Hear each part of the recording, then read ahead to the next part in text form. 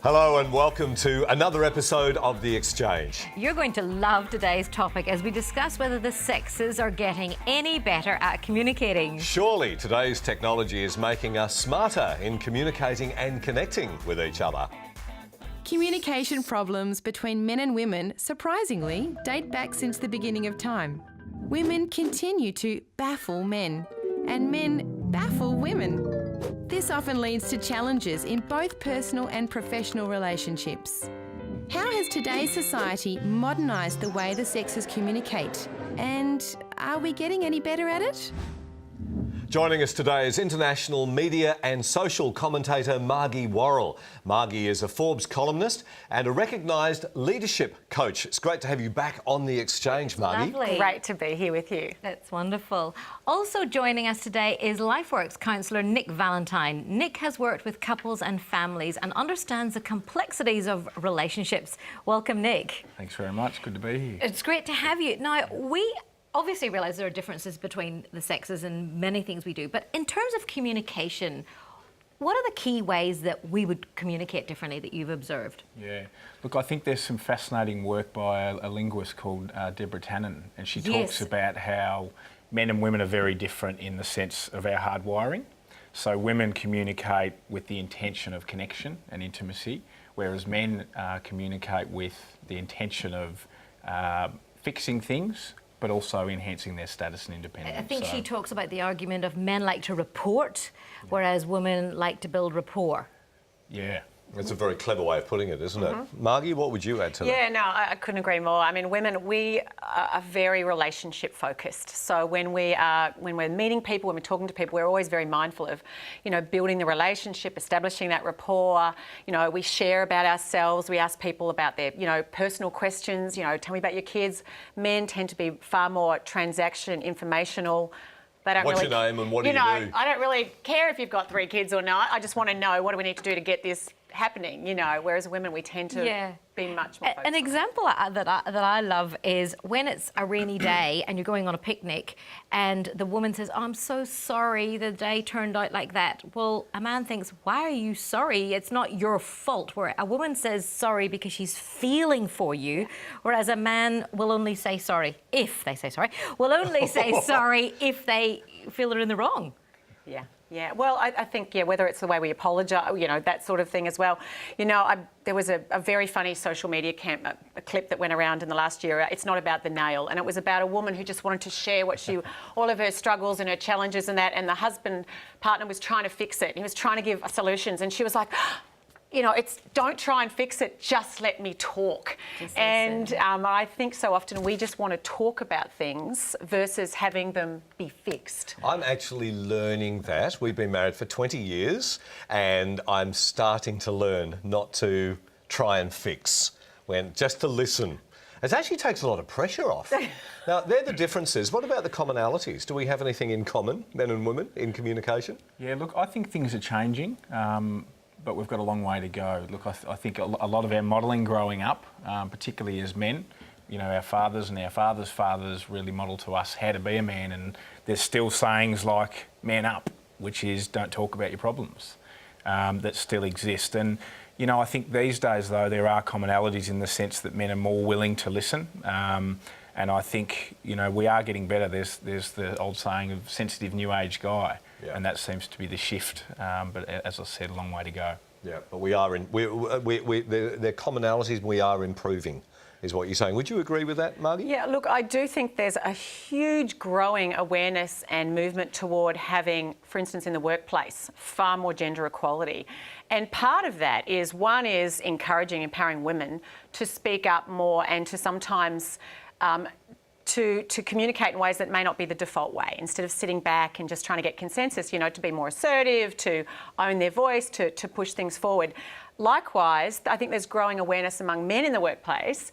This is how women tend to communicate. This is how you need to communicate in order to be effective with women too. So I think there is a shift, and I think it is improving. Couldn't agree more, though. Still a long way to go. And I think, to be honest, we're always going to be different. We are hardwired differently. So to expect that we're never going to have conflict, or that we're ever going to close that gap, I think is unrealistic. It's about appreciating the differences, though, isn't it? I mean, I love having a team of people, guys and ladies, and then even within the different genders, lots of different personality types, ways of looking at things, and that brings a multi-dimensional view of something rather than everything being one-dimensional and black and white. I think the common denominator is that we're respecting each other. You know, you can handle different means of communication. Yeah, and I've got to say, and this might sound funny coming from a man, but I think men particularly have got a long way to go because, you know, we haven't often had the modelling to be able to communicate effectively. So more and more, particularly in couple counselling, we see men who are wanting to communicate and connect with their partner, but they actually don't know how. And I think that's a good example. That YouTube clip's a classic because the man's trying to connect, but he doesn't know how to validate and doesn't know how to connect. And he's more intent on fixing things, which he knows he can do. Is there a risk of stereotyping, though? Like, you know, guys are like this, women are like that. Is that a risk here? There's always a risk, I guess, but it's what you're saying is the hard Well, one. I think we get stereotypes for a reason. There's a reason that they evolve over time. So, yes, is there a risk of it? Absolutely there is, but I think there's validity to those stereotypes. You know, women, we like to talk, we want to just vent, we want to share, we want to reveal, and men, they want to fix, you know. So it is... That's not to say every man does that and every woman, you know, acts that way. But I think just being mindful of it for men to just go, okay, I need to just acknowledge, I need to listen, I need to affirm versus trying to fix. For a woman, you know, acknowledging that when men sometimes need to go and retreat to their cave versus blah, blah, blah, blah, blah. You know, I know with my husband at times, like, do you want to talk about it? He's like, no. And so what do you do in those cases? Do you let him retreat? Yeah, I do let him retreat because that is for him what he needs to do to process through how he feels about a situation. It might be something that's gone wrong. Because he's thinking through it. He doesn't want to talk it through. He wants to think it through methodically. He wants to analyse and then come out and go, this is what we need to do, versus me who wants to chat, you know, talk it to death. So I think we do have to be, I do think we have to be respectful, absolutely, of our natural differences and that diversity. Spot on. I totally agree. And I think, you know, it's difficult in the moment, particularly when it comes to conflict. You know, we do tend to digress to our default, so to speak. And yeah, again, I think we've got a long way to go, but I do think we're getting there. And it's always interesting to me, the common theme that I see as a relationship counsellor is we have, more often than not, men will come in with the woman and the man will say, sorry, that, you know what, I'm only here because she wants me to be here. Yeah. She thinks there's a problem. So if there's not something tangible in staring at the man... It's all in her head. Exactly right. Yeah. I had a classic example the other day. I was speaking to a gentleman, well, I wouldn't call him a gentleman, but a man, and I was strong about my opinion, and he said, you're emotional. And he went on to basically bully me, and at the end he said, look, I'm sorry, I was passionate. I said, oh, that's fascinating. You were passionate, and I was emotional. I said, so yours is okay and mine is not. Let's just, you know, move on. But it is fascinating. When we're under stress, I think we move into those default positions as well. Yeah, absolutely. And I think it's an interesting point, that too, you know, the need to categorise. You know, if a woman's strong and able to articulate and stand up and, like you said, have a voice, then some men can interpret that as, oh, she's emotional or she's got a problem or she's not normal. Pushy. Spot on. Yeah. But it's actually quite healthy to do. Yeah. So good on you, Christie. Yeah. Good on you for being emotional. No, good on you for being passionate. The funny thing is, right. I was so far away from being emotional, it wasn't even funny. I wasn't crying, I wasn't raising my voice, I was just firm. Yeah. And I think we need to do that. And I know we'll probably talk about more this in the next, after the break, but so important for us to be able to really say what we feel, say what we think in a way that doesn't cower, doesn't tone it down, but that really owns that our opinion and how we feel is very valid, and we need to be able to convey that. Does it still mean, though, because things like that happened, is it that misogynism is still alive and well on planet Earth? The guys who have a problem with women, per se? Is that... Does that... Are you really asking that question? Yeah. I've got to say, I actually... You have a problem with that question? Yeah, I mean, what would you say? Is it alive and well? I think absolutely. Yeah. Totally. You know, patriarchy, entitlement and misogyny, yeah, absolutely. And I can see Christie believes it is. Yeah. And you know, that's, I mean, you know, a lot of the family violence work we do, and that's such a problem in our society, is trying to help men to see that, you know, women deserve to be equal, and they are equal, and they deserve to be treated as equal. And very much the gender stereotypes that are held in our society, I think, absolutely lead to the communication issues between men and women more often than not. We'll come back with more in just a moment. I've just got to recover from asking that question. Street talk and more right after this.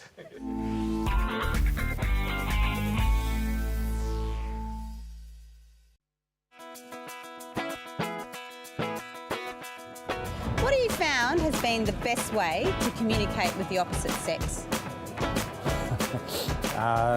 By being honest and not pretending that you're something else. What interests they have in life, particularly when they were a child, if they're still interested in the same thing, what they're doing now, how they're doing it, do they still like it? Facebook, yeah. Just generally talking, I get on very well with the opposite sex, even though I'm gay. I prefer women to men in a way than probably straight guys do, because I can relate to women better. I prefer just face-to-face contact where you can look into each other's eyes and get a feel for what they're actually thinking rather than just saying. I think, telling him what you truly think and not, keep it for yourself.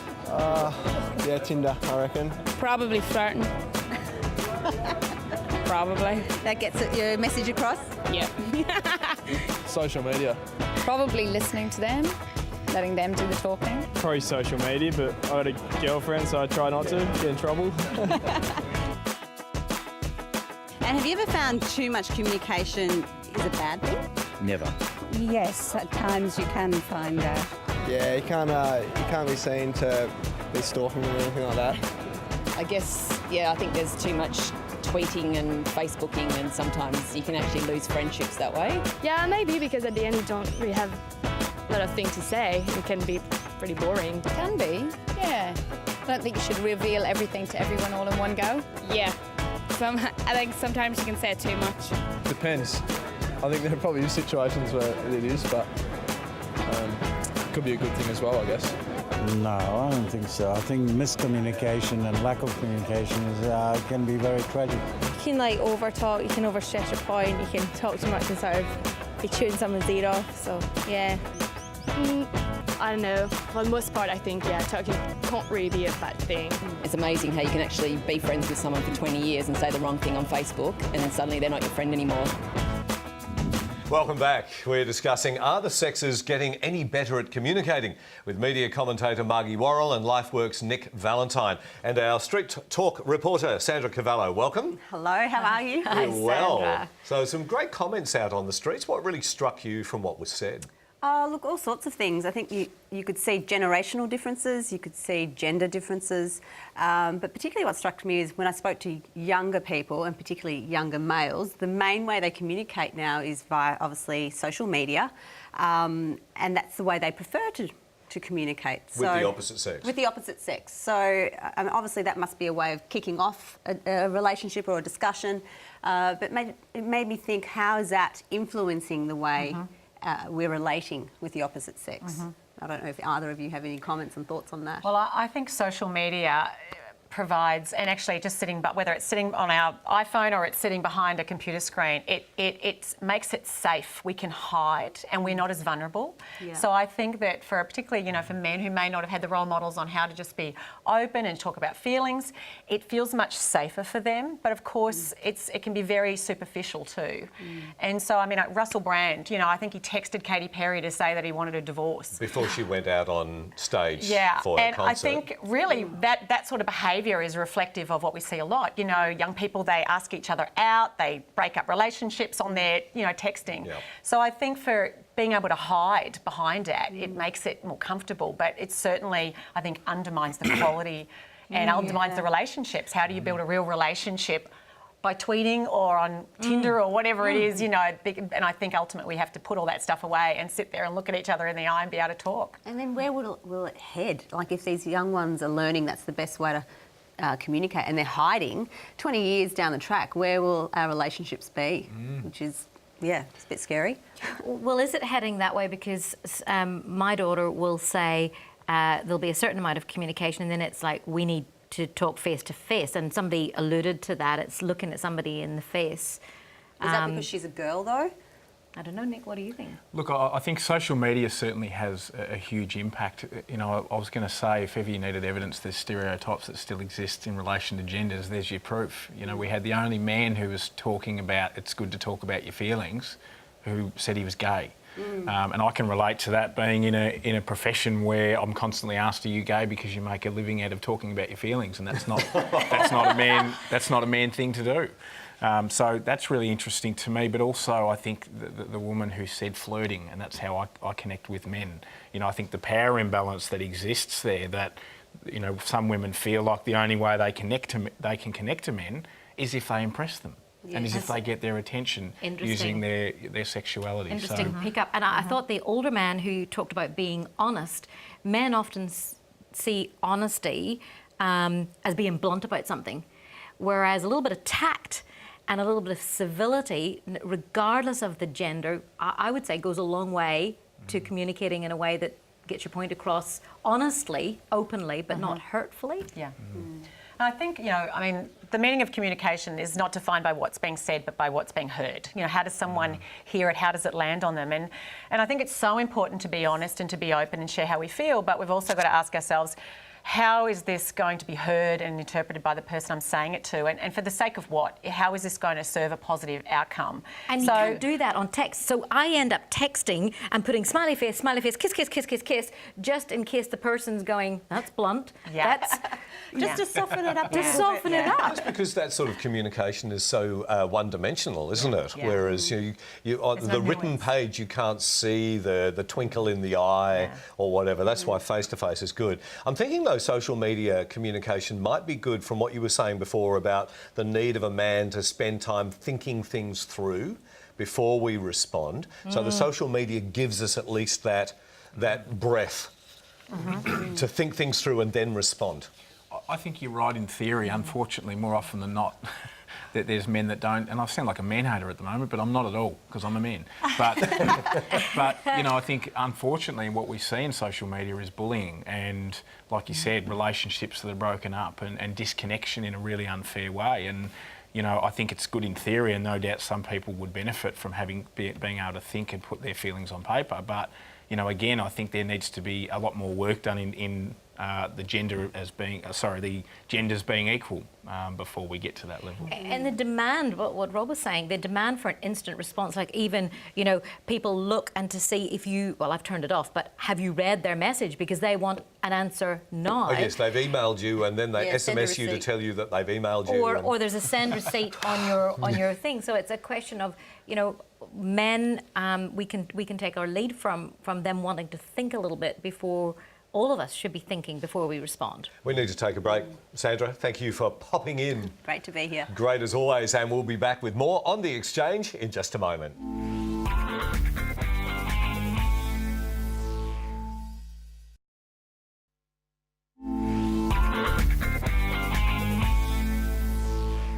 Welcome back. We're discussing how well or badly the sexes communicate, aren't we? We sure are, and learning lots. Are you listening? Sorry, what was that? Margie, what do you think we need to do to help, moving forward, helping men and women to communicate and be heard equally? Yeah, well, look, I think, you know, when it comes to communicating, being clear about, you know, one, what is it that I think, and separating that out from the facts, because sometimes we express ourselves as though our opinion is the truth and we make other people wrong. Yes. So we say, you clearly don't care about this. And, you know, who says they don't? It's just your opinion, but you can straight away put up a wall. And the second thing I think it's so important is to respect that everyone is entitled to a different opinion to ourselves and to listen and try. It's okay for them to be wrong. Yeah, it's okay for them to be wrong, but to try and understand what's going on for the other person rather than just assuming, because too often we sit there in our space of making others wrong, assuming we're right, versus going, I really want to understand what's going on for you. Can you explain to me why you did this or what you're feeling? Yeah.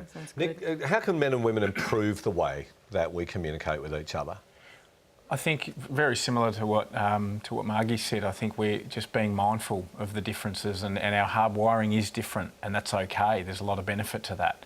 But, you know, I think for men, understanding in each conversation with their partners, with their parents, with their mother or their sister or their friends, being mindful that it's about connection for women. And can I pick up on something? You're saying being mindful about the differences, but also not stereotyping those. So, for example, on the way here today, I was going through boom, boom, boom, boom, boom, what we needed to do, what each thing was. And Rob goes, he wanted to build rapport. How are you, honey? It's all good. And I'm going, let's just get through the shows first, and then we'll talk about that. So it's like...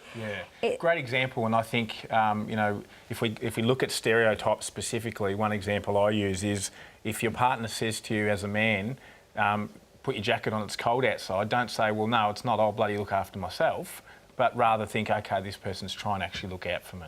Yes. So that's just one example of... Good So it's understanding each other's styles of communication, and I guess one of the things I was trying to bring out earlier is the whole stereotyping, like all men are like this, all women are like that. And I noticed, that's a classic example of what you brought up from this morning, is where I was probably embracing my more feminine side, if you like, and you were being more masculine, darling. Yes. But that's all good. Absolutely. We have opportunities to be both, I think. And one of the things that I have learned is that different situational communication, it may not be appropriate to communicate as a stereotypical woman in a particular setting where facts are required, or, would you agree with that, Margie? Well, we were saying actually in between the... And not to say that women don't give facts, I'm just, okay. No, but I think, Really? I think... Is that true? It is about, as a woman, we should own our femininity, absolutely. But we sometimes need to act a bit more ballsy than we might naturally want to act. And for men,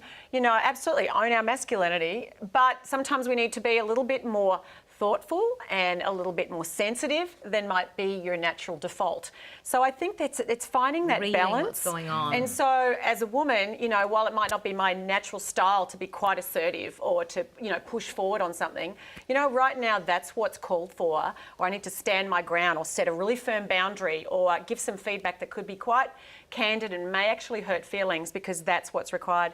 And I think it is just constantly balancing out what may be our natural default way of communicating is with what's the most effective way for me to communicate in this situation with this person, with this challenge. Yeah.